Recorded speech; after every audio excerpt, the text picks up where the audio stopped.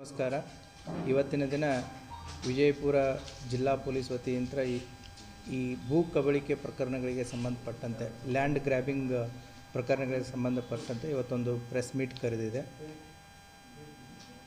ಸುಮಾರು 2022ರಿಂದ 24ರವರೆಗೆ ಈ 3 ವರ್ಷಗಳ ಅವಧಿಯಲ್ಲಿ ಇವೇನು ಭೂ ಕಬಳಿಕೆ ಘಟನೆಗಳಾಗಿದ್ದು ಆ ಘಟನೆಗಳಿಗೆ ಸಂಬಂಧಪಟ್ಟಂತೆ ಒಟ್ಟು 27 ಪ್ರಕರಣಗಳು ದಾಖಲಾಗಿತ್ತು.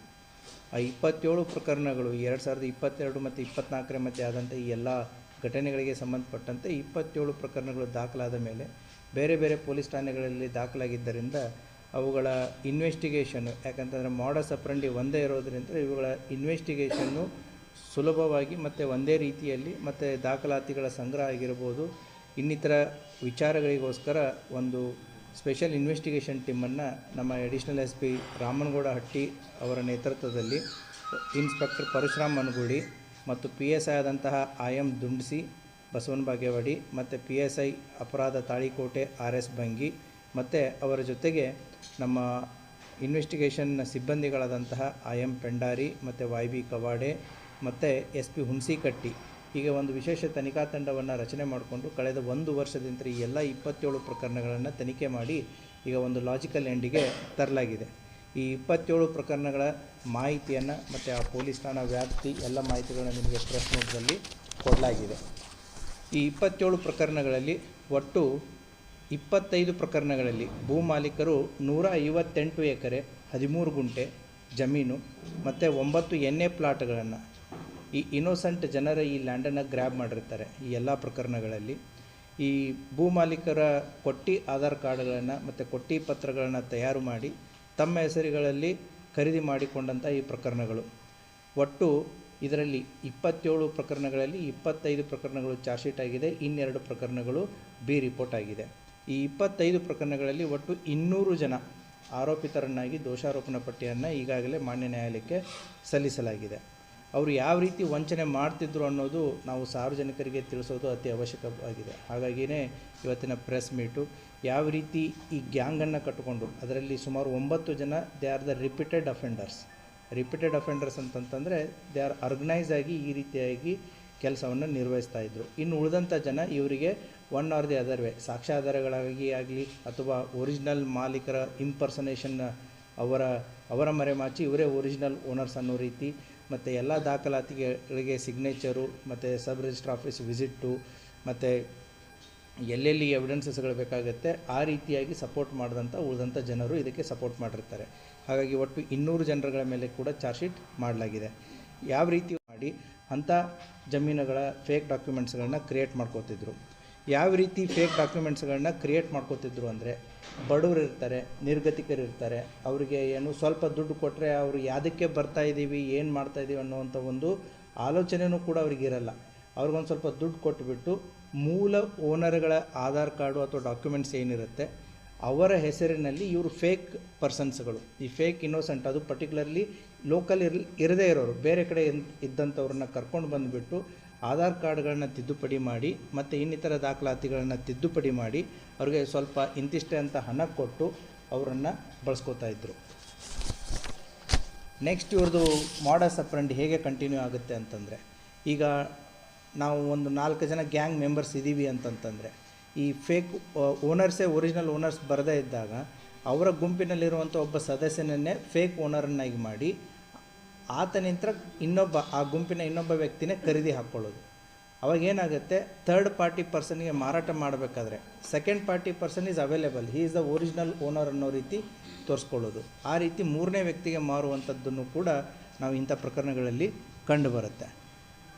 ಅಷ್ಟೇ ಅಲ್ಲದೆ ಈಗ ಮೂಲ ಓನರ್ ಸಿಕ್ಕಾದ ಮೇಲೆ ಅದನ್ನು ಥರ್ಡ್ ಪಾರ್ಟಿಗೆ ಅಂದರೆ ಫಸ್ಟ್ ಟೈಮ್ ಪರ್ಚೇಸಿಂಗ್ದಲ್ಲಿ ಒಬ್ಬನ ಅವರ ಗುಂಪಿನ ಸದಸ್ಯದಲ್ಲಿ ಇದ್ದವನ್ನೇ ಮೂಲ ಓನರ್ ಅಂತ ತೋರಿಸಿ ಫಸ್ಟ್ ಪರ್ಚೇಸ್ ಮಾಡಿಬಿಟ್ರೆ second purchase, third purchase, fourth ಪರ್ಚೇಸಿಗೆ ಸಮಸ್ಯೆನೇ ಇರಲ್ಲ. ಯಾಕೆ, ನಿಮಗೆ ಲ್ಯಾಂಡ್ ರೆಕಾರ್ಡ್ಸು ಒಬ್ಬ ಒರಿಜಿನಲ್ ಇಲ್ಲೇ ವ್ಯಕ್ತಿ ಜೀವಂತ ಇದ್ದಾನೆ ಅನ್ನೋದನ್ನು ಅವರು ಪ್ರೊಡ್ಯೂಸ್ ಮಾಡ್ದಂಗೆ ಆಗುತ್ತೆ. ಹಾಗಾಗಿ ಅದು ಮಲ್ಟಿಪ್ಲೈಯರ್ ಎಫೆಕ್ಟ್ ಆಗಿ ಓನರ್ಶಿಪ್ಪು ಚೇಂಜ್ ಆಗ್ತಾ ಹೋಗುತ್ತೆ. ಮತ್ತು ಈ ಏನು ಫೇಕ್ ಐಡೆಂಟಿಫೈ ಕ್ರಿಯೇಟ್ ಮಾಡಿದಂತಹ ಮಾಲಕರು ಏನಿರ್ತಾರೆ ಅವರ ಕೊಡುವಂಥ ಅಡ್ರೆಸ್ಗಳಲ್ಲಿ ಅವರು ಇರ್ತಿರಲಿಲ್ಲ, ಅವ್ರು ಕೊಡುವಂಥ ಊರುಗಳಲ್ಲಿ ಅವರು ಇರ್ತಿರಲಿಲ್ಲ. ಅವರನ್ನು ಯಾವುದೇ ಕಾರಣಕ್ಕೂ ಕೂಡ ಪರ್ಚೇಸ್ ಮಾಡೋರಿಗೆ ಇವರು ಹತ್ತಿರ ತರಿಸ್ತಿರ್ಲಿಲ್ಲ, ಸೇರಿಸ್ತಿರ್ಲಿಲ್ಲ. ಅವ್ರನ್ನ ಹುಡ್ಕೊಂಡು ಹೋದರೂ ಕೂಡ ಆ ಊರುಗಳಲ್ಲಿ ಇರ್ತಿರಲಿಲ್ಲ. ಸೊ ಆ ರೀತಿಯಾಗಿ ಆ ಫೇಕ್ ಐಡೆಂಟಿಫೈ ಕ್ರಿಯೇಟ್ ಮಾಡಿದಂಥ ಓನರ್ಸ್ಗಳನ್ನು ಕೂಡ ಸಾರ್ವಜನಿಕರ ಕೈಗೆ ಸಿಗಲಾರ್ದಾಗೆ ನೋಡ್ಕೊಂಡಿರ್ತಾರೆ. ಆಮೇಲೆ ಇದನ್ನು ಮತ್ತೆ ಅಗೇನ್ ವಿಷಿಯಸ್ ಸೈಕಲ್ ಇದು. ಈ 4 ಗುಂಪಿನಲ್ಲಿದ್ದವರು ಎಲ್ಲ ಲ್ಯಾಂಡ್ ರೆಕಾರ್ಡ್ಸ್ ಮಾಡಿಬಿಟ್ಟು ಥರ್ಡ್ ಪಾರ್ಟಿಗೆ ಮಾರಿಬಿಟ್ಟು ಮತ್ತೆ ಥರ್ಡ್ ಪಾರ್ಟಿ ಅಂತಲೇ ಆ ಗುಂಪಿನ ಸದಸ್ಯರಲ್ಲಿರುವಂಥ ಇನ್ನೊಬ್ಬ ವ್ಯಕ್ತಿಗೆ ಮಾರೋದು. ಲ್ಯಾಂಡು ಹೊರಗಡೆ ಓನರ್ಶಿಪ್ ಅಷ್ಟೇ ಚೇಂಜ್ ಆಯಿತು, ಮತ್ತು ವಾಪಸ್ ಅವ್ರ ಗುಂಪಿನ ತಂಡದ ಸದಸ್ಯರಿಗೆ ಬರೋ ರೀತಿ ಮಾಡ್ಕೊಳ್ಳುವಂಥದ್ದನ್ನು ಕೂಡ ಇವ್ರದ್ದೊಂದು ಮಾಡಸ್ ಆಪರೆಂಡಿ ಕಂಡು ಬರುತ್ತೆ. ಮೋಸ್ಟ್ ಇಂಪಾರ್ಟೆಂಟಾಗಿ ನಮ್ಗೆ ಕಂಡು ಬಂದಿರೋದು ಏನು ಅಂತಂದರೆ, ಈ ಎಲ್ಲ ಪ್ರಕರಣಗಳಲ್ಲಿ ಅವರು ಯಾವುದೇ ರೀತಿಯಾದಂಥ ಬ್ಯಾಂಕ್ ಲೋನ್ಗಳನ್ನು ತೊಗೊಂಡಿಲ್ಲ. ಯಾಕೆ ತೊಗೊಳ್ಳಿಲ್ಲ ಅಂತಂದರೆ, ಬ್ಯಾಂಕ್ ಲೋನ್ ತೊಗೋಬೇಕು ಅಂದರೆ ಎಲ್ಲ ಡಾಕ್ಯುಮೆಂಟ್ ವೆರಿಫಿಕೇಷನ್ ಆಗುತ್ತೆ. ಸೊ ಲೀಗಲ್ ಒಪಿನಿಯನು ಬರುತ್ತೆ. ಸೊ ವೆರಿಫಿಕೇಷನು, ಲೀಗಲ್ ಒಪಿನಿಯನು ಇವನ್ನೆಲ್ಲ ತಪ್ಪಿಸ್ಬೇಕು ಅಂತಂತೇಳಿ ಈ ಎಲ್ಲ ಪ್ರಕರಣಗಳಲ್ಲಿ ಅವರು ಯಾವುದೇ ರೀತಿಯಾದಂಥ ಬ್ಯಾಂಕ್ಗಳಲ್ಲಿ ಸಾಲ ಮಾಡಿ ದುಡ್ಡನ್ನು ಅಥವಾ ಬ್ಯಾಂಕ್ ಟ್ರಾನ್ಸಾಕ್ಷನ್ ಮುಖಾಂತರ ದುಡ್ಡನ್ನು ಟ್ರಾನ್ಸ್ಫರ್ ಮಾಡೋದಾಗಲಿ ಮಾಡಿರೋದು ಅತಿ ವಿರಳ, ಮಾಡೇ ಇಲ್ಲ. ಆಮೇಲೆ ಆ ಗುಂಪಿನಲ್ಲಿರುವಂಥ ವ್ಯಕ್ತಿಗಳನ್ನೇ ಆ ಜಮೀನು ಖರೀದಿ ಸಂದರ್ಭದಲ್ಲಿ ಸಾಕ್ಷ್ಯಾಧಾರಗಳಾಗಿ ಸೈನ್ ಹಾಕಿದ್ದನ್ನು ಕೂಡ ನಮಗೆ ಕಂಡು ಬಂದಿರುತ್ತೆ. ಸೊ ಈ ರೀತಿಯಾಗಿ ಈ ಲ್ಯಾಂಡ್ ಗ್ರ್ಯಾಬಿಂಗ್ ಪ್ರಕರಣಗಳಲ್ಲಿ ಸುಮಾರು 9 ಜನ, ಅವ್ರ ಡೀಟೇಲ್ಸನ್ನು ನಾವು ನಿಮಗೆ ಪ್ರೆಸ್ ನೋಟಲ್ಲಿ ಕೊಟ್ಟಿದ್ದೀವಿ. ಅವರು ರಿಪೀಟೆಡಾಗಿ 1ಕ್ಕಿಂತ ಹೆಚ್ಚು ಪ್ರಕರಣಗಳಲ್ಲಿ ಕಂಡು ಬಂದಿದ್ದಾರೆ. ಸೊ ಅವರ ಹೆಸರುಗಳು ಕೂಡ ನಿಮಗೆ ಪ್ರೆಸ್ ನೋಟಲ್ಲಿ ಕೊಟ್ಟಿದೆ. ಈ ರೀತಿಯಾಗಿ ಒಟ್ಟು 27 ಭೂ ಕಬಳಿಕೆ ಪ್ರಕರಣಗಳು ಏನು ಆಗಿತ್ತು. ಕಳೆದ 1 ವರ್ಷದಿಂದ ಅದಕ್ಕೆ ಒಂದು ವಿಶೇಷ ತನಿಖಾ ತಂಡವನ್ನು ರಚನೆ ಮಾಡಿ ಈ ಎಲ್ಲ ಪ್ರಕರಣಗಳನ್ನು ಈಗ ಏನು ಮಾನ್ಯ ನ್ಯಾಯಾಲಯಕ್ಕೆ ಈಗಾಗಲೇ ದೋಷಾರೋಪಣಾ ಪಟ್ಟಿಯನ್ನು ಸಲ್ಲಿಸಿ ಸುಮಾರು 158 ಎಕರೆ 13 ಗುಂಟೆ ಮತ್ತು 9 ಎನ್ಎ ಪ್ಲಾಟ್ಗಳು as of now the original owners ಹೆಸರಲ್ಲೇ ಉಳಿಯೋ ರೀತಿಯಾಗಿ ಒಂದು ಕೆಲಸವನ್ನು ನಮ್ಮ ತನಿಖಾ ತಂಡ ಮಾಡಿದೆ. ಅವರ ವಿಶೇಷವಾಗಿ ಭಾಳಷ್ಟು, ಯಾಕಂದರೆ ಈ ಡಾಕ್ಯುಮೆಂಟ್ ಕಲೆಕ್ಷನ್ನು ಮತ್ತು FSಲ್ಲಿ ಕಳಿಸೋದಿರುತ್ತೆ, ಡಾಕ್ಯುಮೆಂಟ್ ಕಲೆಕ್ಷನ್ ಇರುತ್ತೆ, ಮತ್ತು ಡಾಕ್ಯುಮೆಂಟ್ಸ್ಗಳನ್ನ ಬೇಕು ಅಂದಾಗ ಅವನು ಅಷ್ಟು ಈಸಿಯಾಗಿ ಹೈಡ್ ಮಾಡೋದಿರುತ್ತೆ. ಈಗ ನಾನು ಅದನ್ನೇ ಹೇಳಿದೆ, ಆ ಓನರ್ಸ್ಗಳನ್ನ ಹುಡ್ಕಕ್ಕೆ ಹೋದರೆ ಆ ಓನರ್ಸ್ಗಳೇ ಆ ಊರಲ್ಲಿ ಇರಲಾರ್ದಾಗೆ ಮಾಡೋದು. ಸೊ ಈ ಎಲ್ಲ ಸಮಸ್ಯೆಗಳನ್ನು ನಮ್ಮ ತನಿಖಾ ತಂಡ ಅವುಗಳನ್ನು ಎದುರಿಸಿ ಆ ಎಲ್ಲ ಪ್ರಕರಣಗಳಲ್ಲಿಯೂ ಕೂಡ ನೊಂದ ಜನರಿಗೆ ನ್ಯಾಯ ಕೊಡಿಸುವಂಥ ಒಂದು ಪ್ರಯತ್ನವನ್ನು ಮಾಡಿದ್ದಾರೆ. ಸೊ ಆ ಹಿನ್ನೆಲೆಯಲ್ಲಿ ಈ ಪ್ರೆಸ್ ಮೀಟ್ನ ಉದ್ದೇಶ ಏನು ಅಂತಂತಂದರೆ, ಈ ರೀತಿಯಾದಂತಹ ಯಾವುದಾದ್ರೂ ಪ್ರಕರಣಗಳು ಮಾಧ್ಯಮದವರಿಗೆ ಗಮನಕ್ಕಾದರೂ ಬರಲಿ ಅಥವಾ ಸಾರ್ವಜನಿಕರ ಗಮನಕ್ಕಾದರೂ ಬರಲಿ, ತಾವು ದಯವಿಟ್ಟು ತಮ್ಮ ಲೋಕಲ್ ಪೊಲೀಸ್ ಸ್ಟೇಷನ್ಗೆ ಅಪ್ರೋಚ್ ಆಗಿಬಿಟ್ಟು ತಮ್ಮ ಏನು ಒರಿಜಿನಲ್ ಓನರ್ಶಿಪ್ಪನ್ನು ಎಸ್ಟಾಬ್ಲಿಷ್ ಮಾಡಿ ಪ್ರಕರಣಗಳನ್ನ ದಾಖಲಿಸಿ ಇಂಥ ಗ್ಯಾಂಗ್ಗಳ ಬಗ್ಗೆ, ಭೂ ಕಬಳಿಕೆ ಮಾಡುವಂಥ ಗ್ಯಾಂಗ್ಗಳ ಬಗ್ಗೆ ತಮಗೂ ಕೂಡ ಎಚ್ಚರ ಇರಲಿ. ತಾವೆಲ್ಲೇ ಪರ್ಚೇಸ್ ಮಾಡಬೇಕಾದ್ರಾಗಿರ್ಬೋದು ಅಥವಾ ಏನೇ ಭೂ ಖರೀದಿ ಮಾಡ್ತಾ ಇರಬೇಕಾಗಿರ್ಬೋದು, ಇಂಥ ಗ್ಯಾಂಗ್ಗಳ ಬಗ್ಗೆ ತಮ್ಮ ಗಮನಕ್ಕಿತ್ತು ಅಂತಂತಂದರೆ ತಾವು ಮೋಸ ಹೋಗುವಂಥ ಸಾಧ್ಯತೆಗಳು ಭಾಳ ಕಡಿಮೆ ಇರುತ್ತೆ. ಆ ಹಿನ್ನೆಲೆಯಲ್ಲಿ ನಮ್ಮ ಈ ವಿಶೇಷ ತನಿಖಾ ತಂಡಕ್ಕೆ ನಾನು ವೈಯಕ್ತಿಕವಾಗಿ ಮತ್ತು ಇಲಾಖೆಯ ಪರವಾಗಿ ಅವರನ್ನು ಶ್ಲಾಘಿಸ್ತೀನಿ. ಅವರ ಎಫರ್ಟ್ಸನ್ನು ನಾನು ಅಪ್ರಿಷಿಯೇಟ್ ಮಾಡ್ತೀನಿ. Thank you. ಸರ್ಕಾರಿ ಅಧಿಕಾರಿಗಳು ಅಥವಾ ಪ್ರಭಾವಿ ರಾಜಕಾರಣಿಗಳು ಯಾವುದು ಕಂಡು ಬಂದಿಲ್ಲ ತನಿಖೆಯಲ್ಲಿ, ಅದ್ರ ಬಗ್ಗೆ ಯಾವುದು ಕಂಡು ಬಂದಿಲ್ಲ. ಆಮೇಲೆ ಸಬ್ ರಿಜಿಸ್ಟ್ರ್ ಆಫೀಸಸ್ಗಳಲ್ಲಿ there is an high court order, ಅಧಿಕಾರಿಗಳಿಗೆ ದಾಖಲಾತಿಗಳನ್ನ ಯಾವ ರೀತಿ ನೀವು ಪ್ರೊಡ್ಯೂಸ್ ಮಾಡ್ತಾರೋ they will proceed with that.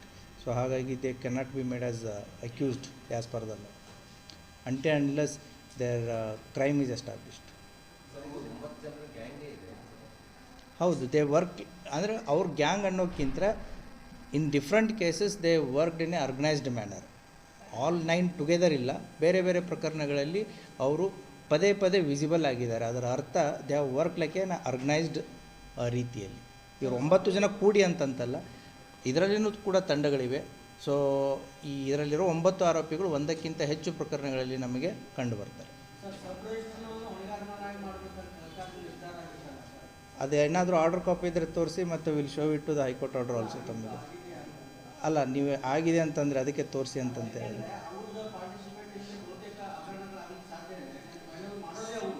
ಅದು ಜನರಲ್ ಸ್ಟೇಟ್ಮೆಂಟ್ ಆಗುತ್ತೆ. ಸೊ ಎನಿ ಪ್ರಕರಣಕ್ಕೆ ತಮ್ಮದು ಸ್ಪೆಸಿಫಿಕ್ ಆದಂತಹ ಇತ್ತು ಅಂತಂತಂದರೆ ಅದನ್ನು ಗಮನಕ್ಕೆ ತೊಗೊಂಬನ್ನಿ. If at all as per the evidences, as per the rules and procedures, as per the established court orders, ಅದನ್ನೇ ಹೇಳ್ತಾ ಇರೋದು ನಾನು ನಿಮಗೆ. ಇಟ್ ಡಿಪೆಂಡ್ಸ್ ಆನ್ ವೆದರ್ ಅವ್ರ ಎಕ್ಸೆಪ್ಟೆಡ್ ಡಾಕ್ಯುಮೆಂಟ್ಸ್ಗಳು, ಅವರ ಕೊಟ್ಟಿರುವಂಥ ದಾಖಲಾತಿಗಳು. ಇಲ್ಲ ನನ್ನ ಉತ್ತರ ಕಂಪ್ಲೀಟ್ ಮಾಡ್ತೇನೆ. ಸಿಗ್ನೇಚರ್ ಇರುತ್ತೆ ಅಂತಂತಂದರೆ ಅವರ ಇನ್ವಾಲ್ವ್ಮೆಂಟು ಎಷ್ಟರ ಮಟ್ಟಿಗೆ ಅದರಲ್ಲಿ ಇರುತ್ತೆ ಅನ್ನೋದು ಪ್ರಶ್ನೆ ಆಗುತ್ತೆ. ಹಾಗಾಗಿ ಸಬ್ ರಿಜಿಸ್ಟ್ರಸ್ಗಳಿಗೆ ಎಷ್ಟೋ ಜನ ಅಲ್ಲಿ ಸಬ್ ರಿಜಿಸ್ಟ್ರ್ ಆಫೀಸ್ಗಳಿಗೆ ಹೋಗ್ತಾರೆ, ಬಟ್ ಅವ್ರು ಕೊಡುವಂಥ ದಾಖಲಾತಿಗಳು ಸರಿ ಇದೆಯೋ ತಪ್ಪಿದೆಯೋ, ಅದು ಫೇಕೋ ಒರಿಜಿನಲ್ ಅನ್ನುವಂಥ ಏನು ತನಿಖೆ ಮಾಡೋದಾಗಲಿ, ಅಥವಾ ಈಗ ನಿಮಗೆ ನಂಬಿಸಿ ಇದು ನಾನೇ ಅಂತಂತೇಳಿ ಕೊಟ್ಟಾಗ ಅವರು ಬೇಸ್ಡ್ ಆನ್ ದ ದಾಖಲಾತಿ ಅವರು ಮುಂದುವರೆದಿರ್ತಾರೆ. ಹಾಗಾಗಿ it varies from case to case. ನಾನು ಜನರಲ್ಲಾಗಿ ಅದನ್ನು ಸ್ಟೇಟ್ಮೆಂಟ್ ಮಾಡೋಕ್ಕಾಗಲ್ಲ. ನೀವು ಕೇಸ್ ಟು ಕೇಸ್ ಡಿಸ್ಕಷನ್ ಇತ್ತು ಅಂತಂತಂದರೆ ನೀವು ಅದ್ರ ಬಗ್ಗೆ ಪ್ರಶ್ನೆ ಮಾಡಿದಾಗ whether their involvement is there or not ಅನ್ನೋದು ನಾವು ಕರೆಕ್ಟಾಗಿ ಹೇಳ್ಬೋದು. ಬಟ್ ಈ 25 ಪ್ರಕರಣಗಳಲ್ಲಿ ಯಾವುದೇ ರೀತಿಯಾದಂಥ ಸರ್ಕಾರಿ ಅಧಿಕಾರಿಗಳು ಆರೋಪಿತರಾಗಿರುವುದಿಲ್ಲ.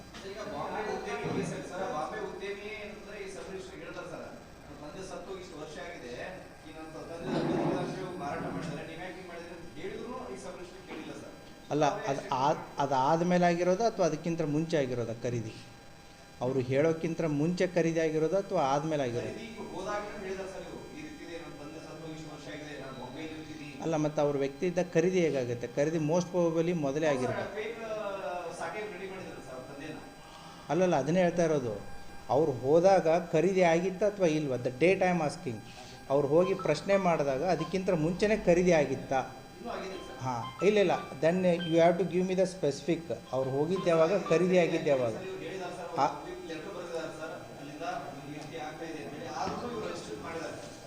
ಆಗಿತ್ತಂತಂದ್ರೆ ಅದನ್ನು ಸ್ಪೆಸಿಫಿಕ್ ಆಗಿ ಅದಿದೆಯಾ ಆ ರೀತಿ? 2001ನಲ್ಲಿ. ಹೌದು ಸರ್, 2001ದಾಗ ಆಗಿದೆ ಸರ್. 98 ಕ್ರೈಮ್ ನಂಬರ್ ಅದು ಸಾಟೆ ಅವ್ರದ್ದು ಹೇಳ್ತಾರಲ್ರಿ, ಬಾಂಬೆದವರು 2001ದಾಗ ಆಗಿದೆ. ಆ ಕೇಸ್ ಚಾರ್ಜ್ ಶೀಟ್ ಆಗೈತೆ. ಅವ್ರು ಇರಲಿಲ್ಲ 2001ದಾಗ. ಎರಡೂ ಒಂದು ಅಲ್ಲಿ ಮಾಡಿಲ್ಲ, ಒಂದು ತಹಶೀಲ್ದಾರ್ ಆಫೀಸ್ ಇದು ಮಾಡಿದ್ದಾರೆ. ಫೇಕ್ ಅದಾವ ಅಂದ್ರೆ ಅದು ಕೇಸ್ ರಿಜಿಸ್ಟರ್ ಆಗೈತೆ ರೀ. ಆ ಅಧಿಕಾರಿಗಳಿಲ್ಲ.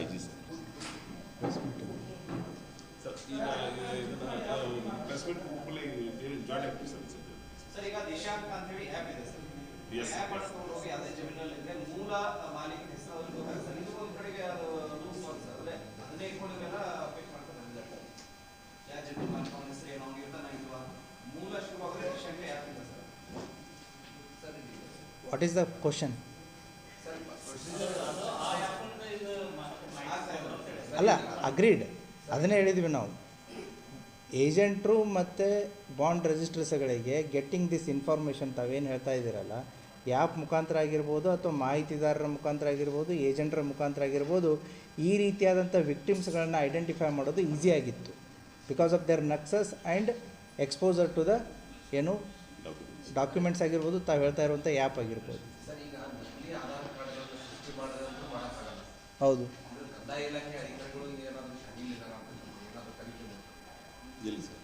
ಹೇಳಿ, ಕುಂತೇಳಿ. ಹಾಂ, ನಕಲಿ ಆಧಾರ್ ಕಾರ್ಡ್ ಏನೈತೆ ನೋಡ್ರಿ, ನಿಮ್ಮ ಹೆಸರು ನಿಮ್ಮದೇ ಆಧಾರ್ ಕಾರ್ಡ್ ಇರ್ತೈತೆ. ಅದು ನಿಮ್ಮ ಹೆಸರನ್ನು ಚೇಂಜ್ ಮಾಡ್ಕೊಂಡು ಅಂದ್ರೆ ಕೊಡ್ತಿದ್ರು ಮುಂಚೆ. ಅದನ್ನು ಮಾಡ್ಕೊಂಡಾರ. ಹಾಂ, ಎಸ್, ಅಲ್ಲೇ ಮಾಡ್ಕೊಂಡು ಬರ್ತಿದ್ರು.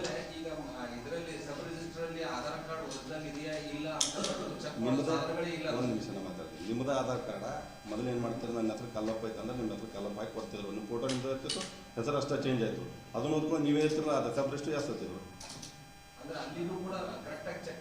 ಚೆಕ್ ಮಾಡ್ತಾರೆ. ನಿಮ್ಮ ಹೆಸರು ಈಗ ನಿಮ್ಮ ಹೆಸರು ಏನೈತಿ, ಇದು ಐತೆ ಅಂತ ಹೇಳ್ತಾರೆ, ದುಂಡ್ಸಿ ಅಂತ ಹಾಕೊಂಡ್ಬಿಡೋದು. ಅದನ್ನೇ ಒಯ್ದು ಕೊಡೋದಲ್ಲಿ ಅದು ಒರಿಜಿನಲ್ ಇರ್ತೈತೆ. ಅಲ್ಲಿ ಚೆಕ್ ಮಾಡಿದ್ರು ಚೇಂಜ್ ಆಗಿರ್ತೈತೆ ಹೆಸರು ಅಷ್ಟೇ. ಮತ್ತು ಆಧಾರ್ ಆಕ್ಟ್ ಕೆಳಗಡೆ ಹೊರಗಡೆ ಮಾಹಿತಿ ಕೊಡಲ್ಲ, ಬರ್ದಿದ್ದೇವೆ ನಾವು ಕೊಡೋದಿಲ್ಲ. ಅಲ್ಲಿದು ಪ್ಲಸ್ ಮೊದಲಿಂದು ಈಗಿಂದು ತೊಗೊಂಡು ನಾವು ಶೀಟ್ ಮಾಡಿ ಕಳಿಸ್ಬಿಡ್ತೇವೆ. ಚೇಕ್ ಮಾಡಿದ್ದಾರೆ.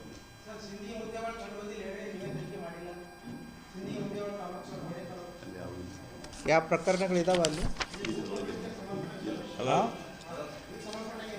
ಅಲ್ಲ, ಈ 27 ಪ್ರಕರಣಗಳೆಲ್ಲ ಅದು ಲಿಸ್ಟ್ ಇದೆಯಾ?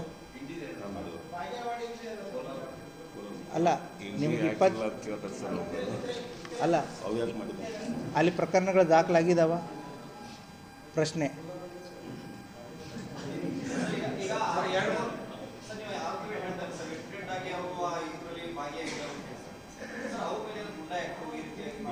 ಈಗ ನೆಕ್ಸ್ಟ್ ಬರುತ್ತೆ.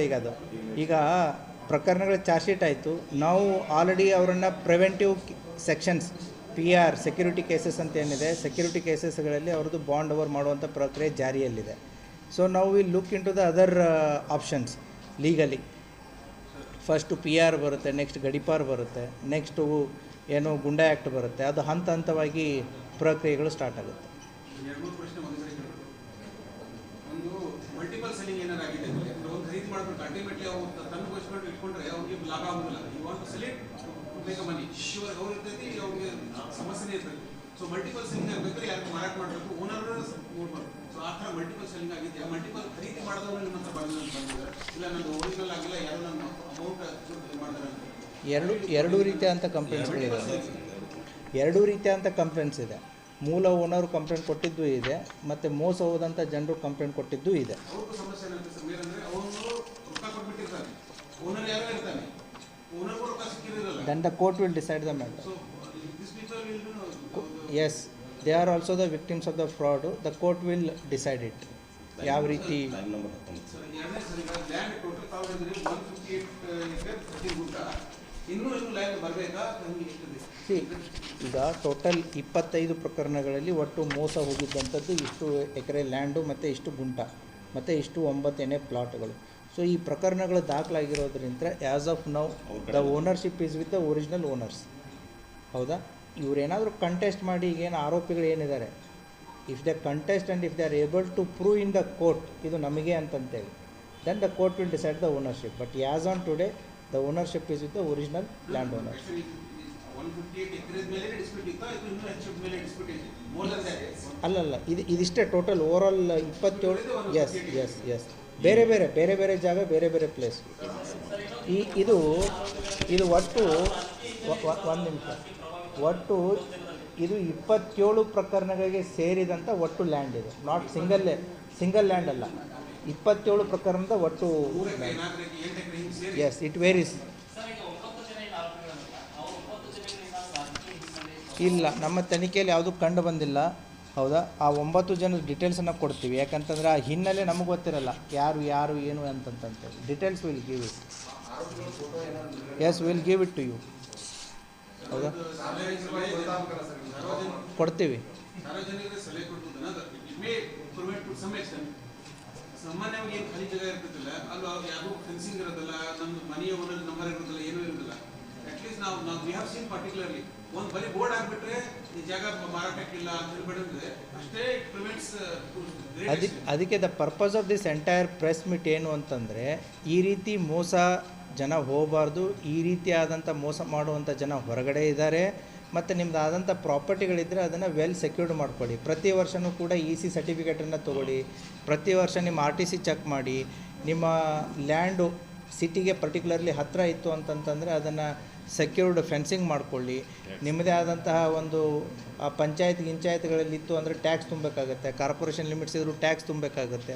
ಆ ರೀತಿ ನಿಮ್ಮ ಸರ್ಕಾರಿ ದಾಖಲಾತಿಗಳನ್ನು ನೀವು ಸ್ಟ್ರಾಂಗ್ ಆಗಿ ಮಾಡ್ತಾ ಹೋಗಬೇಕು. ಸೊ ಇಲ್ಲ ಅಂತಂದರೆ ಮೋಸ್ಟ್ ಆಫ್ ದ ಟೈಮ್ಸ್ ಅದು ನೆಗ್ಲೆಕ್ಟ್ ಆಗಿ ಹಾಗೇ ಬಿಟ್ಟಾಗ ಈ ರೀತಿಯಾದಂಥ ಅವಕಾಶವಾದಿಗಳು ಬಂದು ಅವುಗಳನ್ನು ಮೋಸ ಮಾಡುವಂಥ ಸಾಧ್ಯತೆ ಇರುತ್ತೆ. Thank you. ವಿ ಹ್ಯಾವ್ ಅಲ್ಲ one request, we have video conference at 11:30. ಅದಕ್ಕೆ ನಾವು ಹೋಗಬೇಕು. Last one question. ಇದರಲ್ಲಿದೆಯಾ ಯಾವುದಾದ್ರು? ಇಲ್ಲ, ಯಾವುದೂ ಆ ಪ್ರಕರಣ ಇದರಲ್ಲಿಲ್ಲ. 27. We are talking about only this 27 cases. ಅದಕ್ಕೆ ಗುಂಟಾ ಪ್ಲಾಟಿಗೆ ಸಂಬಂಧಪಟ್ಟಂತೆ ಏನಾದರೂ ಆ ರೀತಿ ಇತ್ತು ಅಂದರೆ ನಮಗೆ ಯಾವಾಗ ಗೊತ್ತಾಗುತ್ತೆ, ಜನ ಅಥವಾ ವಿಕ್ಟಿಮ್ಸು ನಮಗೆ ಅಪ್ರೋಚ್ ಆದಾಗ ಗೊತ್ತಾಗುತ್ತೆ.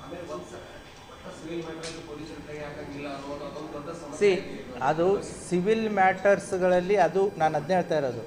ಈ ರೀತಿಯಾದಂಥ ಕೇಸ್ಗಳು ಏನು ಫೋರ್ಜರಿ ಡಾಕ್ಯುಮೆಂಟ್ಸ್ಗಳು, ಈಗ ಒರಿಜಿನಲ್ ಓನರ್ ಇಲ್ಲಿ ಬದುಕಿದ್ದಾನೆ, ಯಾರೋ ಇಂಪರ್ಸನೇಟ್ ಮಾಡಿ ಬಂದಿದ್ದಾನೆ, ಫೋಟೋ ಯಾರ್ದೋ ಇದೆ, ದಾಖಲಾತಿಗಳು ಕಣ್ಣು ಮುಂದೆನೇ ಇದೆ, ಇದು ಫೋರ್ಸ್ ಡಾಕ್ಯುಮೆಂಟ್ ಅಂತಂತೇಳಿ. ಒರಿಜಿನಲ್ ಓನರ್ ಒಂದು ಕಡೆ ಇದ್ದಾನೆ, ಫೇಕ್ ಓನರ್ ಒಂದು ಕಡೆ ಇದ್ದಾನೆ, ತೊಗೊಂಡವನು ಇನ್ನೊಂದು ಕಡೆ ಇದ್ದಾನೆ. That is a clear cut visible of forgery and cheating. So depending upon case to case. Civil matters again we have to study it, whether it comes under the criminal offence or not, then we have to decide.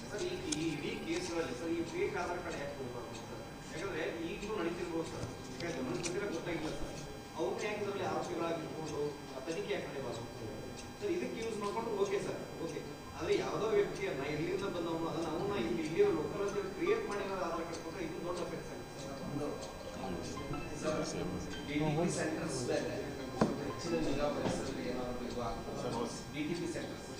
DTP centre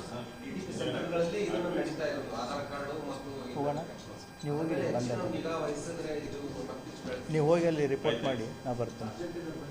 so ಫೋನ್ಗಳು ಬರ್ತಾ ಇದೆ. ಆಯಿತು, last ಏನು ನಮ್ಮ ವಿಜಯವಾಣಿ ಪರಶುರಾಮ್ ಅವಾಗಿಂತ ಕೇಳ್ತಾ ಇದ್ದಾರೆ. Last question. Yes, see less than 7 years ನಾವು ಪೊಲೀಸ್ ನೋಟಿಸ್ ಕೊಟ್ಟೆ ತನಿಖೆ ಮಾಡಬೇಕಾಗುತ್ತೆ. ಮೋರ್ ದ್ಯಾನ್ 7 years ಇದ್ದಾಗ we have the authority to arrest. So ಹಾಗಾಗಿ ಪ್ರಕರಣಗಳಲ್ಲಿ ನಾವು ನೋಟಿಸ್ ಕೊಟ್ಟೆ ತನಿಖೆ ಮಾಡಬೇಕು.